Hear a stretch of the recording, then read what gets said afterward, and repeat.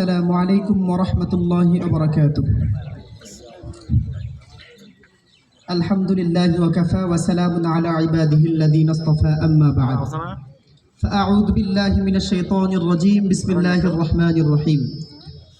ইন্নাদ-দীনা ইনদাল্লাহিল ইসলাম। সাদাকাল্লাহুল আলিয়্যুল আযীম। আর-রহিম ছাত্র কাফেলা কর্তৃক আয়োজিত অধ্যকার বাৎসরিক সেমিনারের সম্মানিত সভাপতি, ন্যায় ও ইনসাফের প্রতীক হাতে বিজ্ঞ বিচারক মণ্ডলী, আমার সামনে উপবিষ্ট সবুজ বাংলার দূর দূরান্ত থেকে আগত ইলম পিপাসায় পিপাসিত ছাত্র ভাইয়েরা, বিশেষ করে বিভিন্ন অঞ্চল থেকে ছুটে আসা দিন প্রেমিক, ইসলাম প্রেমিক, শান্তিভাজন তৌহিদি জনতা, সবাইকে আমার অন্তরের অন্তরস্থল থেকে আন্তরিক মোবারকবাদ জানিয়ে শুরু করতে যাচ্ছি সেমিনার কর্তৃক আমার নির্ধারিত বিষয়, ইসকনের গভীর ষড়যন্ত্র, ধ্বংসের মুখে বাংলাদেশ। প্রিয় বন্ধুগণ, সর্বপ্রথম আমাদেরকে জানতে হবে ইসকনের পরিচয় সম্পর্কে। তো চলুন আমরা জেনে আসি ইসকনের সংক্ষিপ্ত পরিচয়। দৈনিক ইনকিলাব পত্রিকার 3 জুলাই 2017 সালের রিপোর্টে ইসকনের পরিচয় তুলে ধরা হয়েছে। ইসকন নামের পূর্ণরূপ হচ্ছে international society for Krishna consciousness, অর্থাৎ আন্তর্জাতিক কৃষ্ণ ভাবনাবৃত সংঘ। ইসকনের সূচনা সম্পর্কে বাংলাদেশ গোয়েন্দা সংস্থার সাবেক প্রধান আবু রুশদ লিখেন, ইসকন নামে একটি সংগঠন বাংলাদেশে কাজ করছে, যার সাবেক দফতর নাদিয়া জেলার পাশে মায়াপুরে অবস্থিত। এটি ইহুদিদের একটি সংগঠন বলে জানা গেছে। ইসকনের প্রতিষ্ঠাতা অভয়চরণার বিন্দু ভক্তি বেদান্ত স্বামী প্রভুপাদ। অবাক করার কথা হলো, এই লোকটি হিন্দু হওয়া সত্ত্বেও সে খ্রিস্টানদের চার্চে লেখাপড়া করে 1965 সালে গুরু মহারাজের আদেশে আমেরিকায় গমন করে নব হিন্দু ধর্ম প্রচারের উদ্দেশ্যে। 1966 সালে আমেরিকার নিউ ইয়র্কে সে ইসকন নামে একটি সংগঠন প্রতিষ্ঠা করে। দলটি প্রতিষ্ঠার কারণ হচ্ছে হরে কৃষ্ণ হিন্দুত্ববাদী মতবাদকে ব্যাপক প্রচারের মাধ্যমে প্রবল শক্তিশালী করা। আর যখন তারা হরে কৃষ্ণ মতবাদের ব্যাপক প্রচার শুরু করে দিল, সর্বপ্রথম তাদেরই জাতি সনাতন ধর্মাবলম্বীদের কাছে প্রত্যাখ্যিত হলো। আর এ সময় তাদের পাশে দাঁড়িয়ে তাদের হাতকে শক্তিশালী করে জে স্টিল জুডা, হার্ভে বক্স, ল্যাডিসিন, টমাস হপকিন্সের মতো চিহ্নিত ইহুদি খ্রিস্টানদের এজেন্টরা। প্রিয় উপস্থিতি, যখন ইসকনের তাদের মৌলিক একটা চিন্তাধারা হচ্ছে সমগ্র জাতি যেন তাদের আকিদায় লালন করে। তারা যে আকিদা লালন করে, সমগ্র জাতি যেন তাদের আকিদায় লালন করে। যেমন তাদের একটি আকিদা হচ্ছে কৃষ্ণদেব সমস্ত শক্তির উৎস এবং সে ভগবান সমতুল্য, অর্থাৎ স্রষ্টা সমতুল্য। অথচ কুরআনুল কারীমে ইরশাদ হয়েছে, কুল হুয়াল্লাহু আহাদ আল্লাহুস সামাদ লাম ইয়ালিদ ওয়া লাম ইউলাদ ওয়া লাম ইয়াকুল লাহু কুফুয়ান আহাদ। এই সূরাটির সার কথা হচ্ছে আল্লাহ এক ও অদ্বিতীয়, আল্লাহ কারো মুখাপেক্ষী নন, কেউ তিনার সমকক্ষ হতেই পারে না। এভাবে তারা গীতাকে সর্বশ্রেষ্ঠ কিতাব এবং পুনরুজ্জীবনকে আকীদার মূল ভিত্তি বানিয়েছে, যার সবই ভ্রান্ত এবং শিরক। এ মর্মে 1400 বছর পূর্বে ইরশাদ হয়েছে, ইন্নাদ-দীনা ইনদাল্লাহিল ইসলাম, আল্লাহর কাছে একমাত্র মনোনীত ধর্মই হচ্ছে ইসলাম। ইসলামের গণ্ডির বহির্ভূত যে যে আকীদাই লালন করুক না কেন, কোনোটি আল্লাহর কাছে গ্রহণযোগ্য হবে না। বর্তমান তাদের কাজ সম্পর্কে বাংলাদেশ গোয়েন্দা সংস্থার সাবেক প্রধান আবু রুশদ লিখেন, তারা বাংলাদেশে উস্কানিমূলক ধর্মীয় অনুষ্ঠান করে সাম্প্রদায়িক দাঙ্গা সৃষ্টি করতে চায়।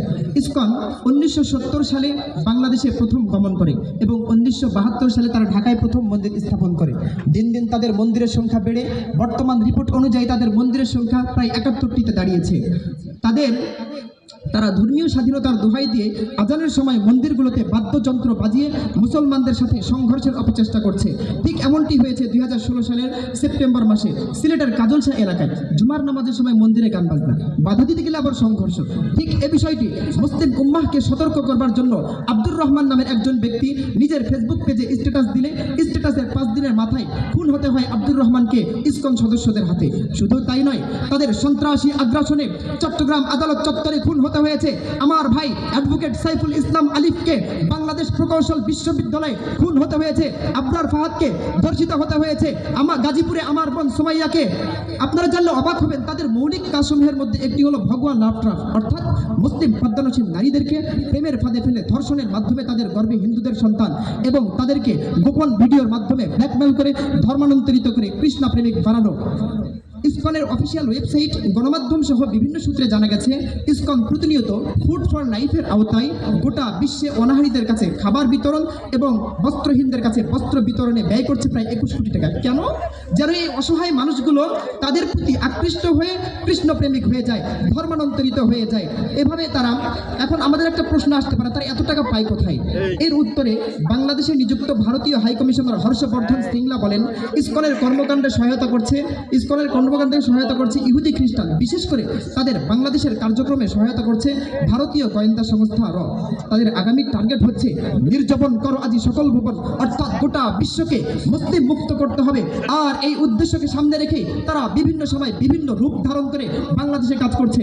যেমন তারা 2019 সালের 11 জুলাই ফুড ফর লাইফ নামক সংস্থার রূপ ধারণ করে চট্টগ্রাম নগরীর প্রায় 30টিরও বেশি স্কুলের শিক্ষার্থীদের মাঝে খাবার বিতরণ করেছে, প্রসাদ বিতরণ করেছে। হরে কৃষ্ণ হরে রাম মন্ত্র বলে খাবার গ্রহণ করতে বললে অনেক সচেতন মুসলিম শিক্ষার্থী এতে অস্বীকৃতি জানায়। আমি বলতে চাই, বাংলাদেশের প্রেক্ষাপটে বিভিন্ন মহামারীতে তো আমরাও খাবার বিতরণ করেছি, কত হিন্দুদের মাঝে খাবার বিতরণ করেছি। কই, আমরা তো কোনোদিন কালিমা পড়তে বললাম না। তাহলে তোমরা কেমন মানব সেবা করছো যে তোমাদের সেবা গ্রহণ করতে হলে হরে কৃষ্ণ হরে রাম বলতে হবে? আমি পরিষ্কার ভাষায় বলতে চাই, এটা মানব সেবার নামে ধর্ম প্রচার ছাড়া আর কিছু হতে পারে না। প্রিয় উপস্থিতি, তারা তাদের বাংলাদেশকে নিয়ে গভীর ষড়যন্ত্রের মুখোশ উন্মোচন করে 2020 সালে কায়েদে মিল্লাত জুনায়েদ বাবুনগরী রহমতুল্লাহি আলাইহি বলে গেছেন, আজকে তারা প্রসাদের লোভ দেখিয়ে আমাদের শিশুদেরকে হরে কৃষ্ণ হরে রাম বলিয়েছে, কাল যে ভারতের মতো জোরপূর্বক জয় শ্রীরাম বলতে বাধ্য করবে না, এর কি নিশ্চয়তা আছে? এটা কি কোনো ধ্বংসের সংবাদ নয়? এটা কি কোনো নির্যাতনের পূর্বাভাস নয়? বিশেষ করে তারা বাংলাদেশকে ভারতের অঙ্গরাজ্য বানাবার জন্য পার্বত্য অঞ্চল চট্টগ্রামকে টার্গেট করেছে। সেখানে তারা গোপনে ট্রেনিং দিচ্ছে এবং ভারতীয় গোয়েন্দা সংস্থা র এর সাহায্যে শ্রী শ্রী মন্দিরগুলোতে অস্ত্রের ঘাঁটি বানিয়েছে। হে তৌহিদি জনতা, হে যুবক, আর কত চুপ থাকবে? আর কত ভাইয়ের লাশ দেখবে? আর কত বোনকে ধর্ষিত হতে দেখবে? কেন বুঝো না? 30 লক্ষ হিন্দুর রক্তে এদের স্বাধীন হয়নি, এদের স্বাধীন হয়েছে 30 লক্ষ মুসলমানের রক্তে। তাই এদেশে ধর্ম স্বাধীনতার দোহাই দিয়ে যে বা যারা আজান একামতে বাধা দেওয়ার অপচেষ্টা করবে, তাদেরকে এই জমিনে অবাঞ্ছিত করে মানব বাড়ি দিল্লিতে পাঠাতে হবে। আমি আর রহিম ছাত্র কাফেলার মঞ্চ থেকে পরিষ্কার কর্মসূচি ঘোষণা করছি, এটা আমাদের ইমানের দাবি। এদেশে এটা আমাদের ইমানের দাবি। আগামীতে যারা পার্লামেন্টে যাওয়ার স্বপ্ন দেখছেন, এখন থেকে তৌহিদি জনতার সামনে প্রতিজ্ঞা করতে হবে। পার্লামেন্টে গিয়ে সর্বপ্রথম দাবি উঠাবেন, সন্ত্রাসবাদী জঙ্গিবাদী সশস্ত্র সংগঠন হিসাবে চীন, রাশিয়া, মালয়েশিয়া, সিঙ্গাপুর সহ আরব রাষ্ট্রগুলো থেকে ইসকনকে যেভাবে নিষিদ্ধ করা হয়েছে, বাংলাদেশেও একইভাবে ইসকনকে নিষিদ্ধ করতে হবে। আর যদি আমাদের দাবি আদায় না হয়, আমরা কিন্তু আঙ্গুল বাঁকা করতেও জানি। আর যদি আঙ্গুল বাঁকা করে ফেলি, আমাদের দাবি আদায়ের জন্য প্রয়োজনে বাংলাদেশে আরো একটি সংগ্রাম হবে, আরো একটি বিপ্লব হবে। যেই বিপ্লবে আমার মায়ের কোল খালি হবে, আমার বাবার চোখ থেকে অশ্রু ঝরবে, আমার সন্তান এতিম হবে, আমার স্ত্রী বিধবা হবে।